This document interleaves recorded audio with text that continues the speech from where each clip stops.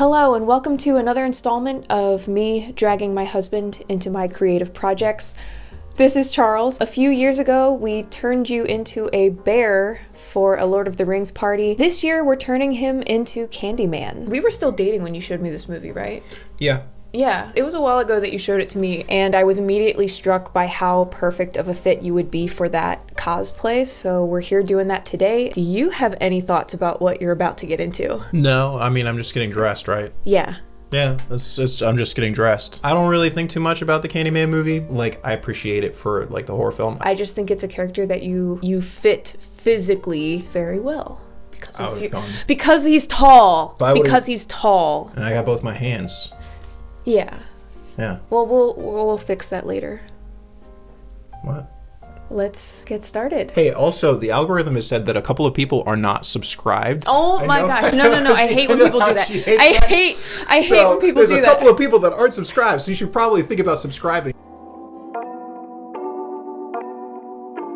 Okay, so here's the general plan for what I should need. Just ignore the fact that I can't draw feet, okay? We're just gonna not think about that. Number one, we need the cravat or the white stock tied around his neck. I'm thinking all I should need is just a long strip of white fabric. Then we also need a light brown fur trim or just big chunks of faux fur for the collar and the trim here, as well as the cuffs on the sleeves. I'm also going to need the body of the coat, which looks like it's some kind of felt or wool. In pictures, it looks like a very dark brown. In the movie, it actually did look a little bit more black. So something along those lines. Obviously, we need the bloody hook. I have a kid's costume pirate hook that I'm gonna try to repurpose for that. It looked like the coat did have pockets, so that's gonna be the same material as the rest of the coat. In the scene in the parking garage, it looked like he was wearing gray slacks that had either like a plaid or a herringbone pattern. If I can find that, great. If not, I'm not gonna worry about it. Charles can just wear, whatever slacks he has. And then he has black dress shoes. And of course,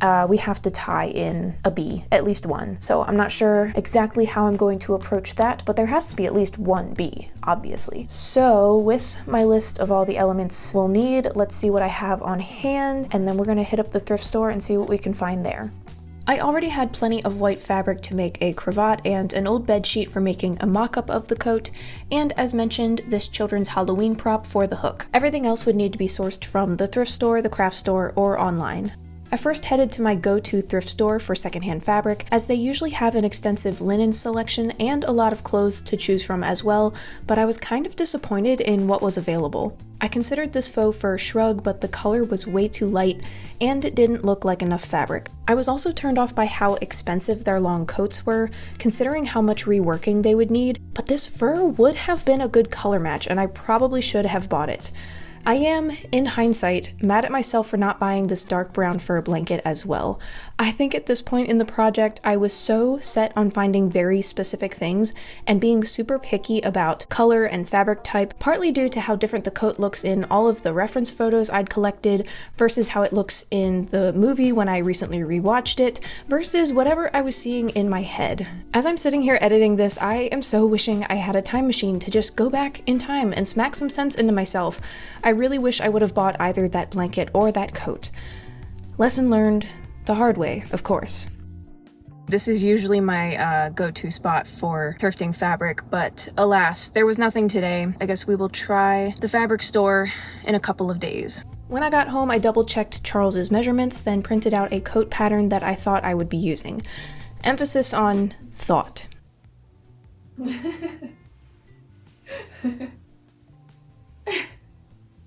Stop.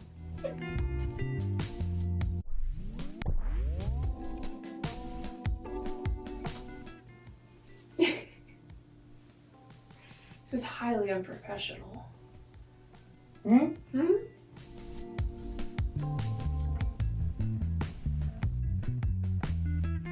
Drum out straight, please. Probably want to make it about 29.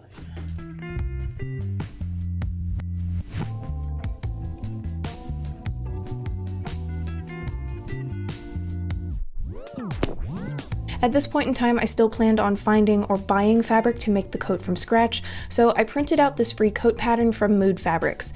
Their patterns are notoriously wonky, but it seemed like simple enough shapes that I could tweak it if needed.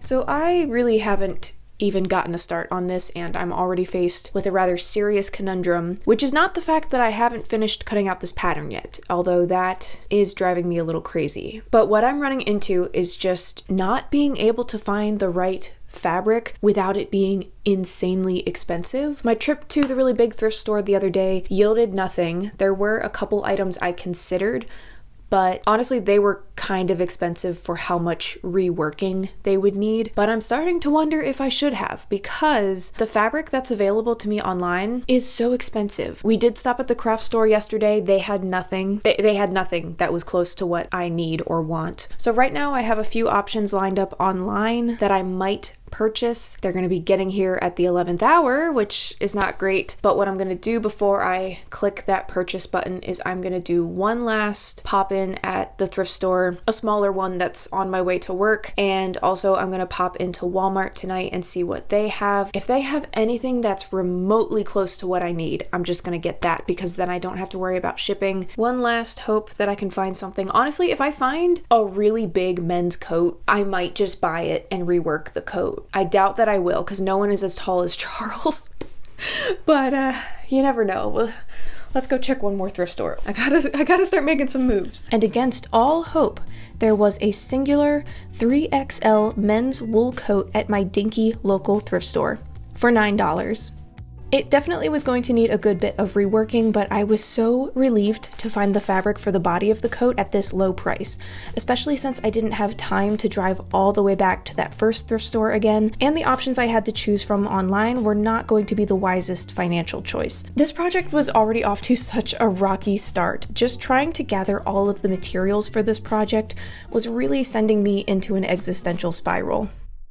Okay, so here's the deal, guys. I had to have a very serious come to Jesus moment with myself in the car earlier over how much money I'm really willing to spend on this project. I had to kind of stop myself and really just ask, like, what are you doing? The come to Jesus moment was reminding myself, this is a freaking costume. This is a freaking costume. That and the fact that, like, my whole thing is repurposing or pulling something together from unlikely sources, and I don't spend multiple hundreds of dollars on a one-time use costume. I mean, I could foresee myself doing that for a cosplay for myself in the future if it's something that I'm like really passionate about. This isn't quite to that level. This is just like an idea I've really wanted to see through for a while, like just something I've needed to act on. I really had to mentally look myself square in the face and say, dude, you can't have it both ways. You can't have it perfectly screen accurate and also not break the bank. You can't have it both ways, not this time anyway. So just lower your expectations, be okay with it being a little imperfect and not 100% screen accurate, because oh my gosh, God forbid. I seriously was about to drop like $180 on some nice dark brown, nearly black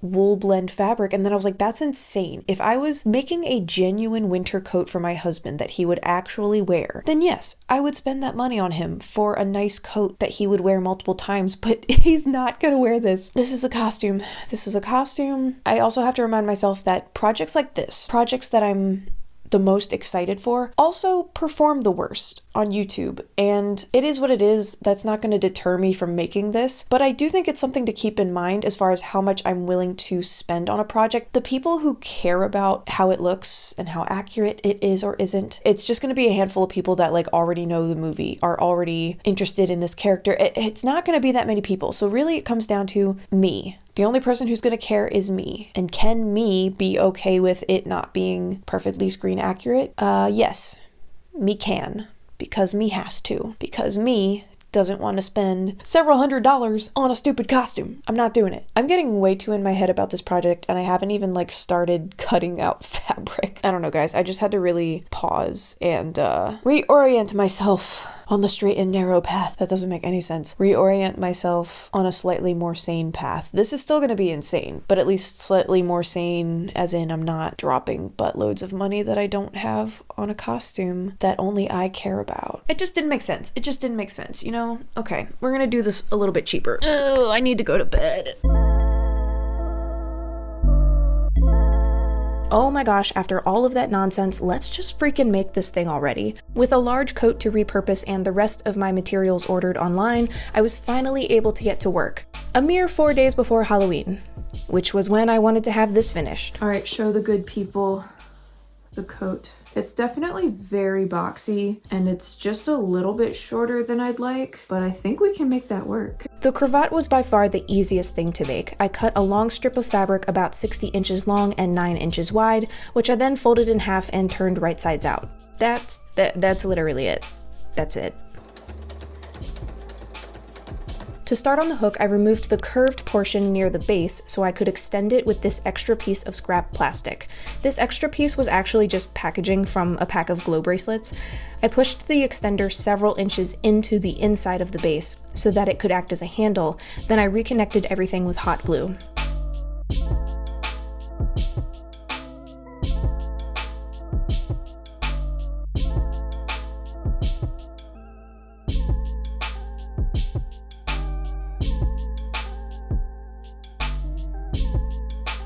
I then started taking apart the coat, removing the lining, and detaching the sleeves. I decided against completely deconstructing and reshaping the coat, since it wasn't so far off from what I needed as I initially thought, but it did need to have some length added and to be taken in at the sides. My first thought to add length was to open the shoulder seams and add an insert there so that it would be hidden later by the large collar, but it was immediately apparent that this would make the neckline sit way too low, so length would have to be added along the bottom.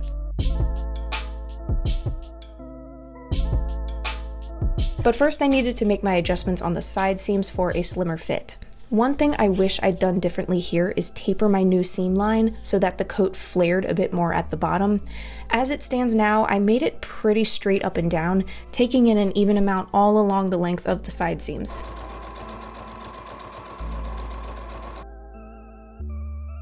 Thankfully, while ordering my supplies, I had also thought to order a yard of this cheap polyester wool, just in case I needed to make additions to the coat, which I very much did. I used that to add about 6 inches to the bottom of the coat.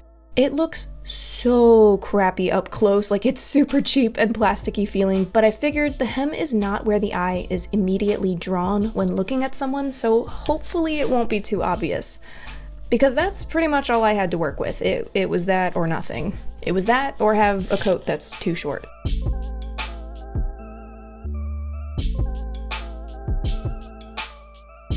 Resizing the coat along the side seams also meant the arm size were now smaller and the sleeves needed to be taken in several inches as well.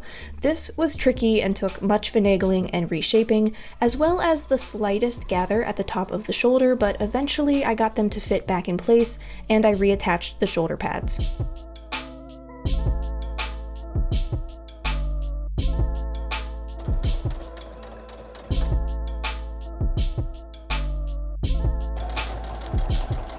I used the original collar to start making a mock-up of my new one, just continually messing with the shape until I got something that I liked.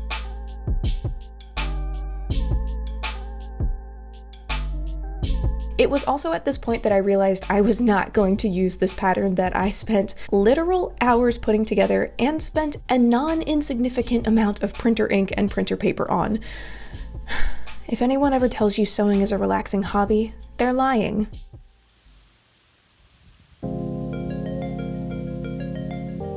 The next morning, I had to run to Walmart for more air-dry clay to reshape the hook, since I had just used all of my previous pack, making my seam ripper costume. I bulked out the base of the hook and added some lumpiness around the handle. Reshaping the coat is done. I do think that was probably faster than building the coat from scratch. I don't know, it's hard to tell though. Honestly, I can't be sure. And then I am waiting for the air-dry clay on the hook to dry. That's going to take until at least tomorrow. So today my big push is going to be all of the fur trim and the collar. I think part of what's making me want to make this so perfect and what's making that so difficult to put aside is that with a costume I'm basing on an already existing item, I have a reference point. I have a reference point of what it should look like, and I'm trying to match that as closely as possible. Whereas when I make clothing for myself from scratch, even though I might have an idea in my head that I'm trying to achieve, or, you know, I'm trying to make it look similar to something else, I don't have as fixed of a reference point. I can kind of just let it be its own thing, let it turn out however it's going to turn out. And obviously I might still be facing perfectionism in wanting it to be done well, but I'm not stressing about it needs to look exactly a certain way. Whereas with a costume based on a character or a show or whatever, I have a very fixed reference point. And that's, I think, what's tripping me up, is feeling like, oh, but this color isn't quite right, or like this shape isn't quite perfect. Like, it's bugging me a little bit that the fur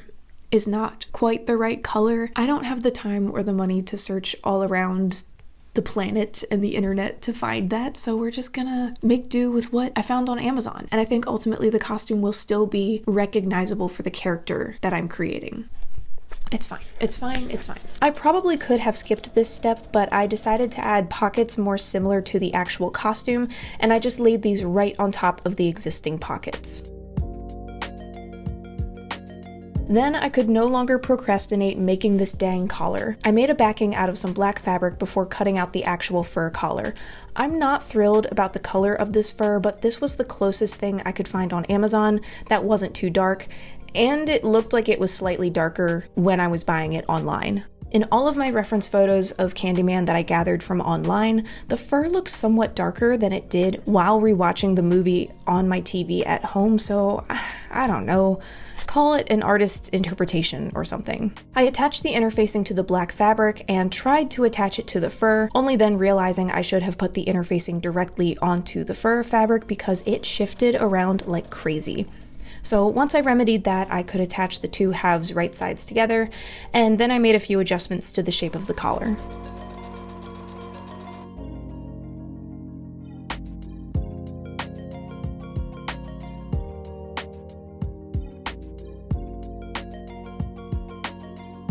Then I cut out two long rectangles for the cuffs, the same length as the opening of the sleeves, plus seam allowance. I also started vacuuming between almost every cut of this fur material because the accumulation of fluff was going to drive me crazy. I'm still finding it in random corners of this room. I added interfacing to these before folding under the top edge, then I attached the cuffs to the coat with both pieces inside out, right side to wrong side.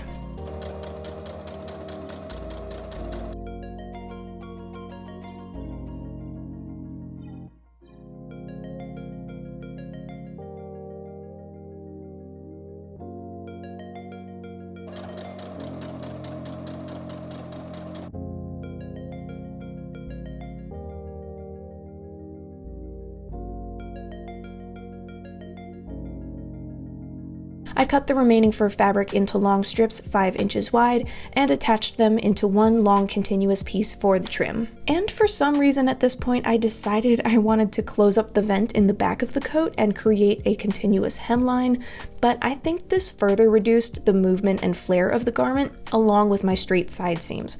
I might reopen this down the road.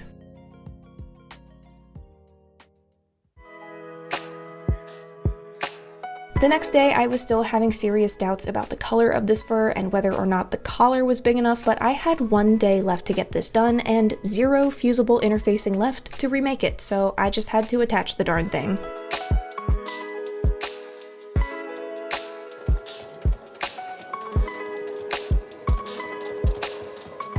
Okay, so I've been going around in circles about how to attach the trim along this edge. That's basically what I spent the night thinking about while I was trying to fall asleep. So what I think I'm gonna do is attach it right sides together here on the outside, about, I don't know, 1 inch away from the edge, and then flip this over, fold it to the inside, and then I'm thinking if I can have the edge of the fur extend out a little bit here, I'll just closely come along and stitch right here on the outside so that it attaches the fur on both sides, but then hopefully you won't see too much of a seam. I'm thinking that should look okay. I'm gonna test it on this little section first. My test trim section turned out how I hoped, and I just folded in the excess fabric around the back of the corner to ease around that turn. So then it was on to doing that around basically the rest of the coat, although I skipped most of the right side where it's covered up.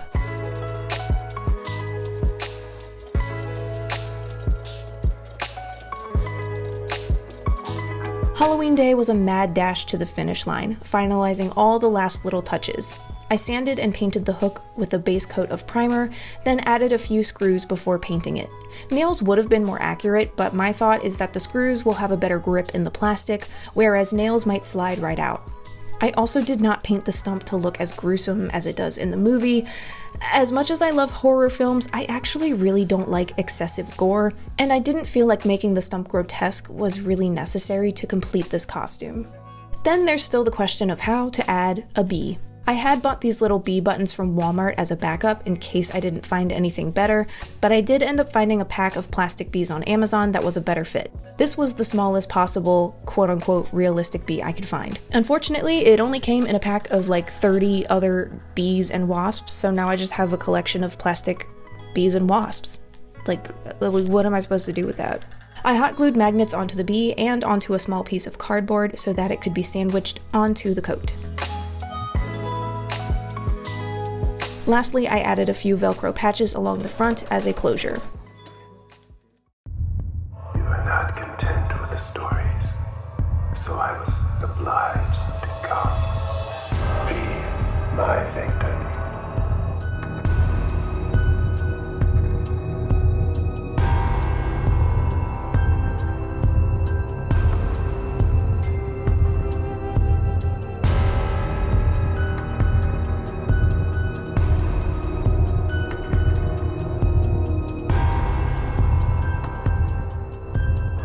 Come with me and be immortal. Allow me at least a kiss. Just one exquisite kiss. Thank you, my love.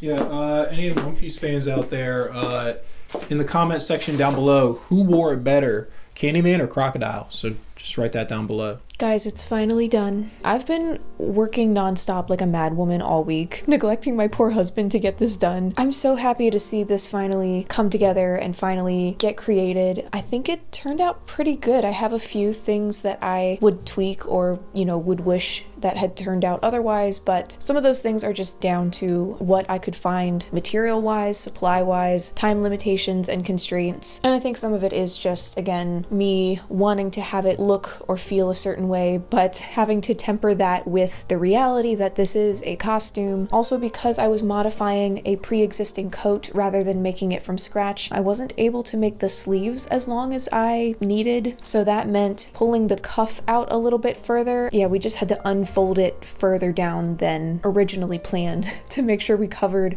Charles's arms adequately, and we still were having issues with his hand holding the hook being too visible. That would be a thing I would want to add in the future, I think, is some kind of glove to go with the hook. That way his hand could be fully covered and it wouldn't be an issue. And then, as you can see off camera, I made myself a Helen costume. It's not made very well, but that's okay because I knew I was really only going to use it to pop in for a moment at the end of the video. I'm pretty happy with this. I'm also so tired that I can't fully feel the accomplishment right now. I wanted to get this done by Halloween. It is Halloween, so I'm going to not clean up and go enjoy the rest of my evening. If you watched this whole video, whether you know and love the Candyman movie or not, maybe you have no idea what this is, but if you watched all the way to the end of this video, I appreciate you so much. Like, truly, thank you. This is definitely a more niche project that I don't know that the algorithm is gonna have any idea what to do with it. If you're still here, leave a calendar emoji down in the comments. Thank you guys so much for hanging out with me for this crazy process. Make sure that you subscribe if you would like to hang out again, and I will see you when I see you. Goodbye. Goodbye now. Goodbye. You can spray paint my hand silver and like my wrist gold, and you can do little hooks. You could just do that. Yeah. Not exactly the best entry for dating interracially is, hey, watch this movie about a black guy that murders a white woman. No, he didn't kill her. Well, Helen. He kills Helen. Yeah. Okay. But his lover, he didn't. But he kills. But then he's deranged, so he kills the white lady to be his lover. Yeah, not the best choice. Not the best representation of an interracial relationship. Like, wasn't that great? Should I look at them or should I look at you? I don't care. I'm kind of stuck on you. Okay. I know that you're very picky with what you will and won't cosplay, so do you have any thoughts on dressing up as this particular character? Stop doing that. What? I said I was stuck on you. What am I supposed to do? Not look at you? What am I supposed to look at them? I'm not putting this in the intro. Tell me about your dreams. If you say what you're... Because Candyman is in them. And being the role of Candyman... But he's not in dreams. He's like a tulpa. Yes, he's a tulpa. But in the way that it's in the film, it's sort of manifested as dreams. It's a dreamlike state. Yes. Or you could do Blade. No. No? No, I don't have the do for it. I don't have the do. You just need to go to the barber. No. Okay, I don't even know how I'm gonna edit this. When channels with like multiple millions of subscribers are like, I noticed that such and such percentage of you 67% of you aren't subscribed. It's like, shut up. Wow, this is very aggressive. It is very aggressive. But anyway, this project's gonna be awesome. But if I lay down and I play dead,